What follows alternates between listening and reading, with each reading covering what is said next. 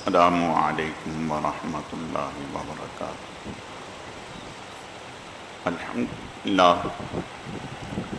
الحمدللہ نحمدہ ونستعینہ ونستغفرہ ونؤمن بہ ونتوکل علیہ ونعوذ باللہ من شرور انفسنا ومن سیئات اعمالنا من يهده الله فلا مضل له ومن يضلله فلا هادي له ونشهد أن لا إله إلا الله وحده لا شريك له ولا نظير له ولا مثل له ولا مثال له ونشهد أن سيدنا وسندنا وشفيعنا ومرشدنا ومولانا وملجأنا محمد وبارك وسلم وصل عليه۔ أعوذ بالله من الشيطان الرجيم، بسم الله الرحمن الرحيم۔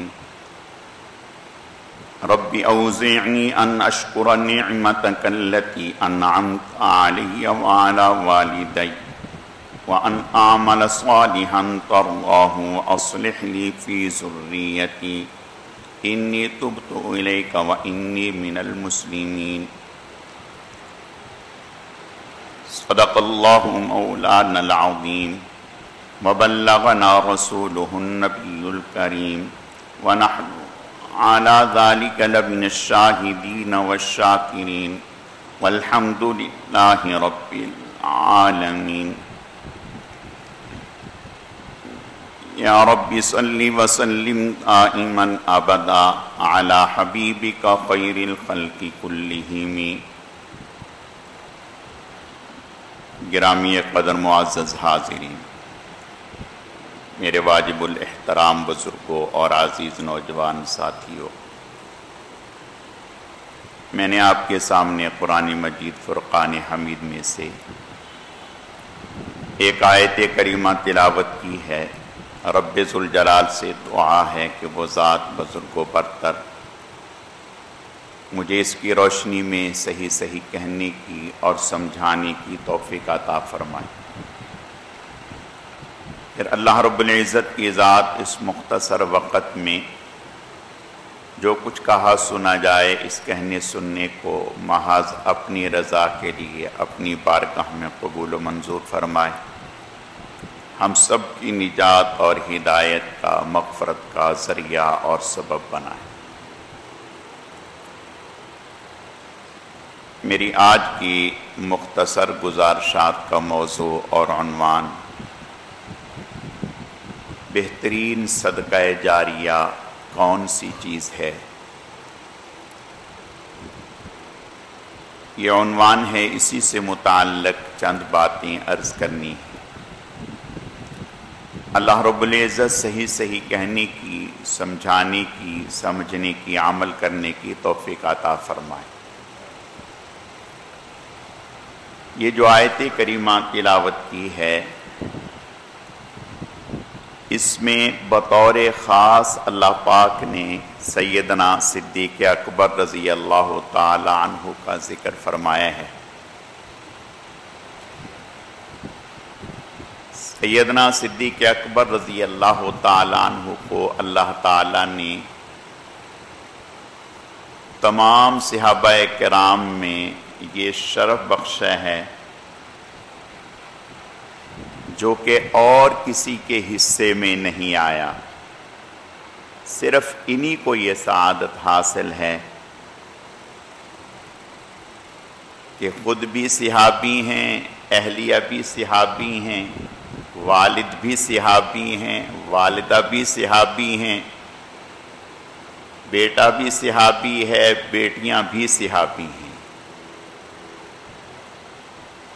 یعنی والد، والدہ، خود، اہلیہ، بیٹے، بیٹیاں، یہ سب صحابی ہیں۔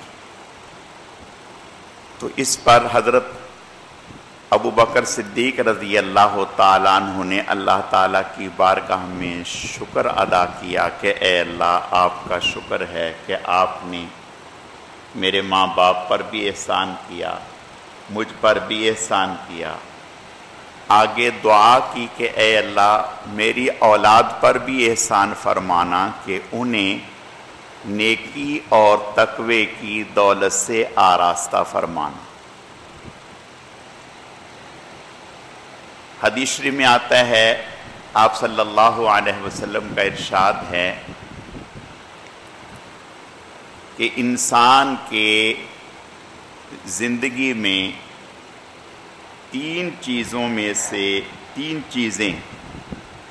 تین عمل ایسے ہیں جو اس کے لیے صدقہ جاریہ بن جاتے ہیں۔ ایک تو انسان نے اپنی زندگی میں نیکی کے راستے پر، خیر کی جگہ پر خرچ کیا اور لوگ اس سے نفع حاصل کر رہے ہیں، جیسے کنواں بنا دیا کہ لوگ اس سے پانی نکال رہے ہیں، ہاسپٹل بنا دیا اللہ کی رضا کے لیے، لوگ اس سے علاج معالجہ کر رہے ہیں، فائدہ حاصل کر رہے ہیں،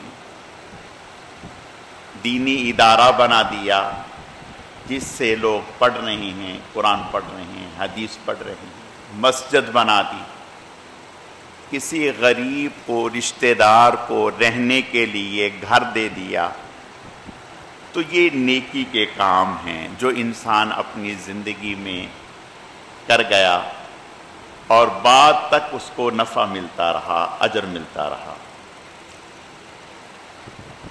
دوسرا فرمایا کہ انسان نے اپنی زندگی میں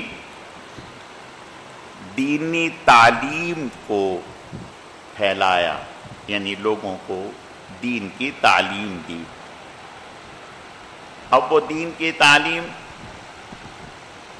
قرآن پڑھانے کی صورت میں ہے، حدیث پڑھانے کی صورت میں ہے، فقہ پڑھانے کی صورت میں ہے، اور تیسری چیز آپ نے ارشاد فرمایا کہ جو بہترین صدقہ جاریہ ہے وہ اپنی اولاد کو نیکی کے راستے پر لگا کر گیا، خیر کے راستے پر لگا کر گیا، یہ بہترین صدقہ جاریہ ہے۔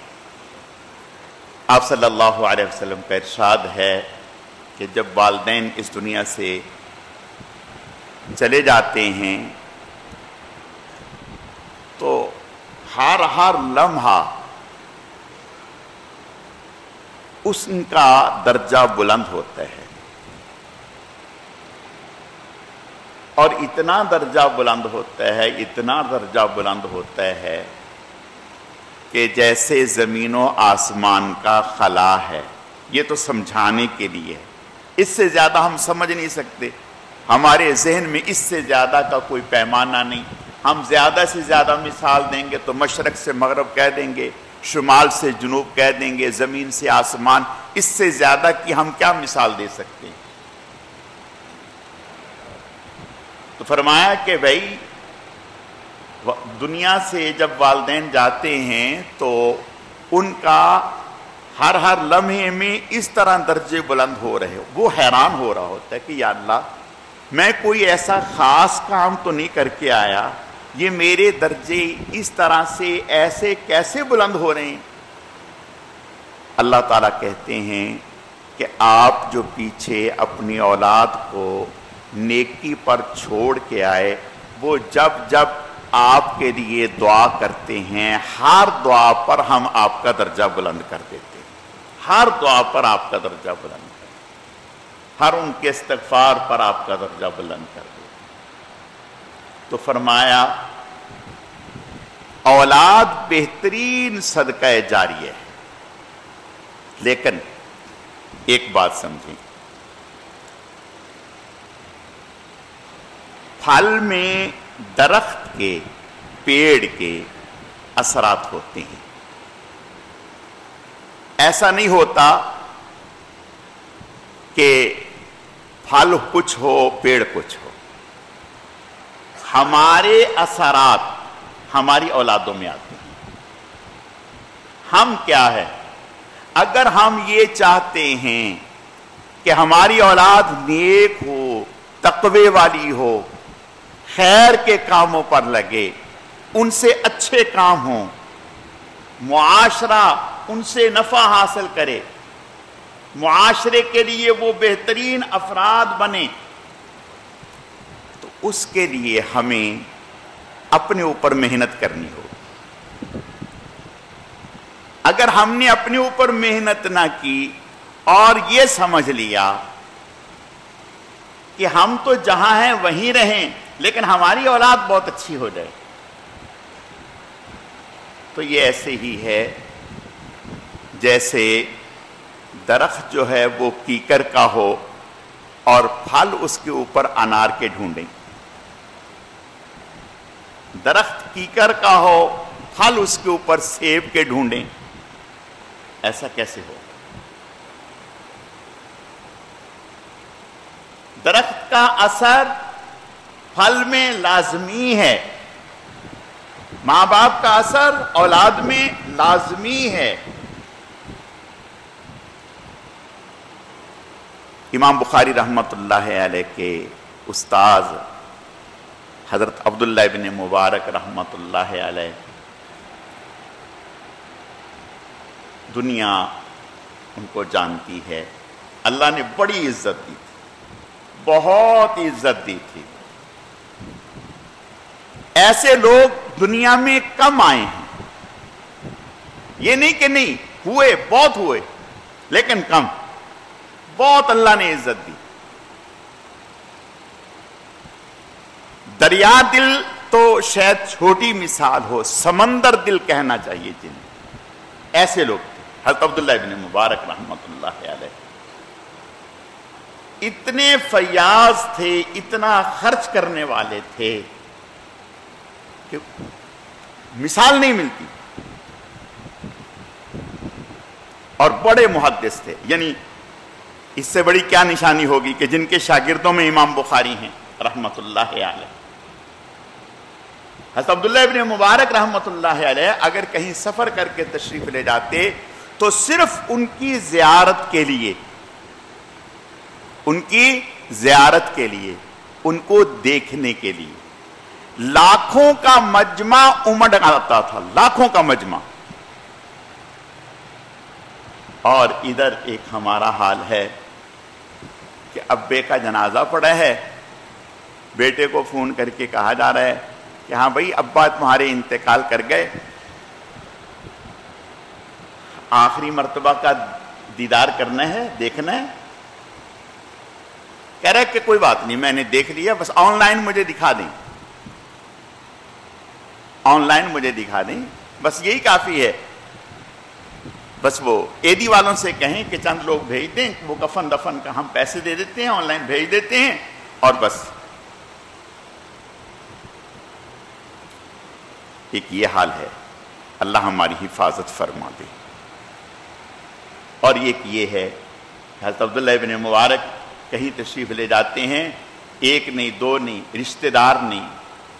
پھر عبداللہ ابن مبارک کسی منصب پر نہیں تھے، سرکاری عہدے پر نہیں تھے کہ جس کے خوش آمدی اکٹھے ہو گئے، نہ، خالصتاً للہ فی اللہ محبت۔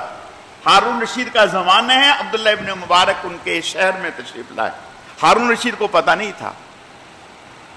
اور عجیب بات، اس وقت تو اشتہارات کا بھی زمانہ نہیں تھا، ذرائع ابلاغ بھی نہیں تھے کہ بھی چاکنگ ہو گئی، پوسٹنگ ہو گئی اور فلاں ہو گیا، فلاں ہو گیا۔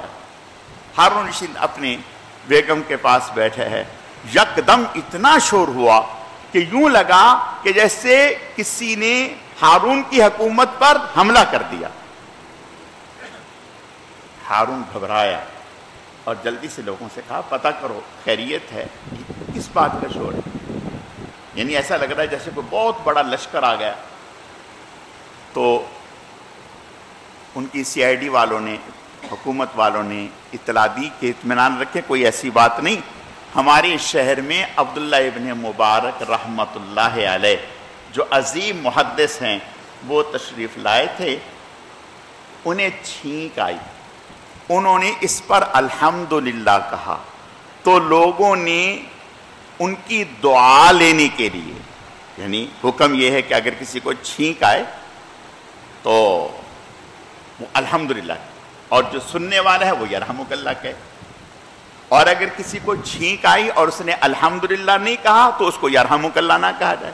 حدیث شریف میں آتا ہے کہ ایک صحابی کو چھینک آئی, اس نے کہا الحمدللہ, آپ نے فرمایا یرحمک اللہ, اس نے آگے سے جواب دے دیے یہدیکم اللہ ویصلح بالکم. ایک دوسرے کو چھینک آئی, اس نے الحمدللہ نہیں کہا, آپ نے یرحمک اللہ نہیں کہا, تو اس نے کہا یا رسول اللہ اسے چھینک آئی تو آپ نے کہا یرحمک اللہ, مجھے چھینک آئی تو آپ نے نہیں کہا, آپ نے فرمایا کہ اسے چھینک آئی, اس نے الحمدللہ کہا تھا, میں نے اس کو دعائیہ کلمہ کہہ دیا یرحمک اللہ, اس نے آگے سے مجھے, آپ کو چھینک آئی آپ نے الحمدللہ نہیں کہا, میں نے دعا. تو عبداللہ ابن مبارک کو چھینک آئی تو انہوں نے الحمدللہ کہا, تو ہر ایک نے عبداللہ ابن مبارک کی دعا لینے کے لیے یہدیکم اللہ ویصلح بالکم, یہ دعا لینے کے لیے ان کو سنانے کے لیے زور سے کہا یرحمک اللہ. اب ظاہر سے اتنا بڑا مجمع, لاکھوں کا مجمع, تو کتنی آواز. تو کہا کہ عبداللہ ابن مبارک کو چھینک آئی, اس نے الحمدللہ کہا, مجمع نے یرحمک اللہ کہا, اس پر یہ آواز اٹھی ہے. اب ہارون تو خاموش ہو گیا, لیکن بیگم خاموش نہ رہ سکی. بیگم نے کہا, ملکہ زبیدہ نے, ہارون حکومت تمہاری نہیں, حکومت تو اس شخص کی ہے. تم کہیں جاتے ہو تو درباری اکٹھے کر کے لائے جاتے ہیں استقبال کے لیے, اور یہ شخص ہیں کہ کسی نے کچھ نہیں کہا, اس کی زیارت کے لیے لاکھوں کا مجمع نکل آیا. بیگم نے کہا, ہارون تمہاری حکومت لوگوں کے جسموں پر ہے, عبداللہ ابن مبارک کی حکومت لوگوں کے دلوں پر ہے, یہ لوگوں کے دلوں پہ راج کر رہا ہے. تو یہ عبداللہ ابن مبارک رحمت اللہ علیہ سفر میں تھے, ایک شخص سے لکھنے کے لیے قلم لے لیا, اور وہ قلم آج کے زمانے کا نہیں تھا, آج تو ایک سے ایک قیمتی قلم ہوتا ہے, لکڑی کا قلم, یعنی اگر یوں کہیں کہ ایک پیسہ بھی اس کی قیمت نہیں ہوگی. لکھنے کے لیے لیا, واپس کرنا بھول گئے. اچھا, آج کے زمانے میں قلم قیمتی ہو گئے تو لوگ بھی سیانے ہو گئے, وہ قلم لکھنے کے لیے دیتے ہیں تو آگے کھوکھا اپنے پاس رکھ لیتے ہیں تاکہ یہ لازمی واپس کرے. تو اس وقت لکڑی کا قلم تھا تو کوئی ایسی فکر والی بات نہیں تھی, حضرت نے واپس نہیں کیا, انہوں نے کہا کوئی اتنی بڑی بات کوئی. آ گئے, جب گھر آئے پورے مہینے کا سفر کر کے گھر آئے, سامان کھولا تو وہ ایک پیسے کا قلم بھی نہیں تھا, وہ سامان میں نکل آیا, وہ سامان میں نکل آیا. جب سامان میں نکل آیا تو ایک تو آسان سا حل ہمارے پاس ہے, ہاں کہتے ہیں اچھا بھائی اتنا صدقہ کر دو, اتنا صدقہ کر دو. حضرت سمجھتے تھے کہ یہ امانت ہے. حضرت نے دوبارہ سامان سفر باندھا, دوبارہ سامان سفر باندھا, دوبارہ واپس گئے, واپس جا کے اس کو ڈھونڈا اور اس کا قلم اس کو دیا اور کہا اللہ تیرا شکر ہے, آپ نے اس امانت کو ذمہ دار تک پہنچانے کا مجھے موقع عطا فرما دیا. اب یہ عبداللہ ابن مبارک, یہ امانت آئی کہاں سے؟ میں نے عرض کیا کہ درخت کا اثر پھل میں جاتا ہے, ماں باپ کا اثر اولاد میں جاتا ہے. عبداللہ ابن مبارک رحمت اللہ علیہ, ان کے والد مبارک تھے اور ایک باغ میں ملازمت کرتے تھے, ایک باغ میں ملازمت کرتے تھے. مالک, باغ کا مالک بہت بڑا تاجر آدمی تھا. وہ آیا ایک دن کئی مہینے کے بعد, آ کر کے اپنے اس غلام سے کہا، نوکر سے کہا کہ جاؤ ذرا پھل ول انار توڑ کے لاؤ، ڈھونڈ ڈھانڈ کے لانا اچھے۔ کہا ٹھیک ہے۔ گئے، ڈھونڈا ڈھونڈا، دیکھا، دیکھنے کے بعد توڑ تاڑ کے لائے، تو اب رکھے، انہوں نے انار کاٹے، جب کھائے تو وہ کھٹے تھے۔ اب جو تاجر تھا، مالک تھا، اس کو غصہ آیا، اس نے کہا کہ بھائی تمہیں اتنا عرصہ ہو گیا یہاں رہتے ہوئے، تمہیں آج تک یہ نہیں پتا چل سکا کہ کس پیڑ کا پھل کیسا ہے، کس کا میٹھا ہے، کس کا ترش ہے؟ آدمی کو تو 2 دن میں پتہ چل جاتا ہے۔ تو انہوں نے کہا معذرت کے ساتھ، آپ نے مجھے خدمت کے لیے رکھا ہے، کھانے کے لیے نہیں رکھا۔ آپ نے مجھے خدمت کے لیے، دیکھ بھال کے لیے رکھا ہے، کھانے کے لیے نہیں رکھا۔ میں نے آج تک چکھ کے بھی نہیں دیکھا کہ کس کا پھل کیسا ہے۔ یہ بات معمولی نہ تھی، بہت بڑی بات تھی، اس کے دل میں اتر گئی۔ اس نے جا کر کے بیوی سے کہا کہ بچی جوان ہو گئی، شادی کرنی چاہیے۔ کہا بالکل۔ تو بیوی سے کہا کہ کیسا لڑکا ڈھونڈیں؟ اس نے کہا کہ آپ بہتر سمجھتی ہیں۔ کہا کہ اگر مالدار دیکھنا ہے تو مال اللہ کا دیا ہمارے پاس بہت ہے، مال کو کیا کرنا ہے؟ صحیح انسان ہونا چاہیے، یعنی صفات والا، خوبیوں والا صحیح انسان ہونا چاہیے۔ کہا کہ ٹھیک ہے، کیا مراد ہے؟ کہا میری مراد یہ ہے جو ہمارے باغ کا رکھوالا ہے، ہمارا نوکر ہے، اسی سے بیٹی کی شادی نہ کر دیں۔ اس نے کہا کہ آپ بہتر سمجھتے ہیں؟ کہا نہیں، بہت موزوں ہے۔ اب اس سے بیٹی کی شادی کر دی، اللہ نے اولاد دی، عبداللہ ابن مبارک۔ باپ ایسا امانت دار، تو اللہ نے آگے اولاد بھی ایسی امانت دار دی۔ درخت کا اثر پھل میں ضرور ہے، ماں باپ کا اثر اولاد میں ضرور ہے۔ حضرت زبیر بن عوام رضی اللہ تعالیٰ عنہ بڑے بہادر صحابی تھے۔ حضور علیہ الصلوۃ والتسلیم نے خندق کے موقع پر فرمایا بنو قریظہ کی خبر کون لے کے آئے گا، اور یہ کوئی آسان بات نہ تھی۔ مقصد یہ تھا کہ ان کی ذرا جاسوسی کر کے آئے۔ سنا تو بہت ساروں نے، لیکن خاموش رہے۔ حضرت زبیر بن عوام رضی اللہ تعالیٰ عنہ کھڑے ہو گئے، میں ہوں یا رسول۔ پھر آپ نے فرمایا، پھر کھڑے ہو گئے۔ آپ نے فرمایا جائیں، گئے، خبر لے کے آئے۔ آپ نے ارشاد فرمایا ہر نبی کا ایک حواری ہوتا ہے، اور میرا حواری زبیر بن عوام ہے، یعنی میرا خاص مددگار ساتھی زبیر بن عوام ہے۔ بہادر تھے، اولاد میں اثر آیا۔ حضرت عبداللہ ابن زبیر رضی اللہ تعالیٰ عنہ تھے بچے، بازار میں کھیل رہے تھے۔ حضرت عمر بن خطاب رضی اللہ تعالیٰ عنہ تشریف لائے، اور حضرت عمر رضی اللہ تعالیٰ عنہ بڑے باروب شخصیت تھے، بہت باروب شخصیت تھے۔ حضرت کو دیکھ کر نوجوان بھی گھروں میں گھس جاتے تھے، کوئی سامنا نہیں کرتا تھا۔ 10 فٹ تو حضرت کا قد تھا، حضرت عمر رضی اللہ تعالیٰ عنہ کا، اور جلال تھا۔ تو حضرت عمر بن خطاب رضی اللہ تعالیٰ عنہ کو آتے ہوئے دیکھا تو اور جو بچے تھے، لڑکے تھے یا نوجوان تھے، وہ بھاگ گئے، گھروں میں گھس گئے۔ حضرت عبداللہ بن زبیر کھڑے ہیں، نہیں بھاگے اور ادھر ادھر نہیں گئے۔ حضرت عمر رضی اللہ تعالیٰ عنہ نے بھی دیکھ لیا کہ اور بچے ادھر ادھر بھاگ گئے، نوجوان بھی بھاگ گئے، لیکن یہ کھڑا ہے۔ پوچھا کہ بھائی آپ کیوں نہیں بھاگے؟ اور لوگ تو بھاگ گئے، آپ کیوں نہیں بھاگے؟ آپ کیوں کھڑے رہے؟ جواب سننے والا ہے۔ کہا کہ میں کوئی مجرم نہیں ہوں کہ ڈر کے بھاگوں،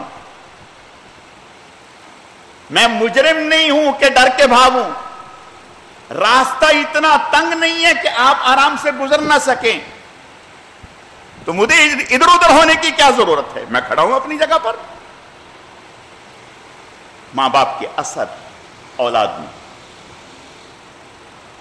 شیخ عبد القادر جیلانی رحمت اللہ علیہ وہ شخصیت ہیں جن کے دسترخوان پر ہزاروں لوگ کھانا کھایا کرتے تھے، ہزاروں لوگ روزانہ ہزاروں لوگ ان کے دسترخوان پر کھانا کھایا کرتے تھے، ان کے مہمان ہوتے تھے۔ افغانستان کا ایک صوبہ تھا نیمروز، اس کا گورنر آیا، حضرت کے پاس آ کر کے رکا، 2-3 دن دیکھا کہ اتنی مہمان نوازی ہے حضرت کی، تو اس نے حضرت سے کہا کہ حضرت آپ کا تو اتنا خرچ ہے تو کہاں سے پورا ہوتا ہوگا، میں آپ کو پورا صوبہ الاٹ کر رہا ہوں۔ یہ صوبہ ہے جس کا نام ہے نیمروز۔ نیمروز فارسی میں کہتے ہیں، نیم کے معنی آدھا، روز کے معنی دن، آدھا دن، یہ اس کا نام ہے، یعنی صوبے کا نام تھا۔ تو یہ صوبہ میں الاٹ کرتا ہوں، اس کی جتنی بھی آمدن ہو آپ مہمانوں پر خرچ کریں۔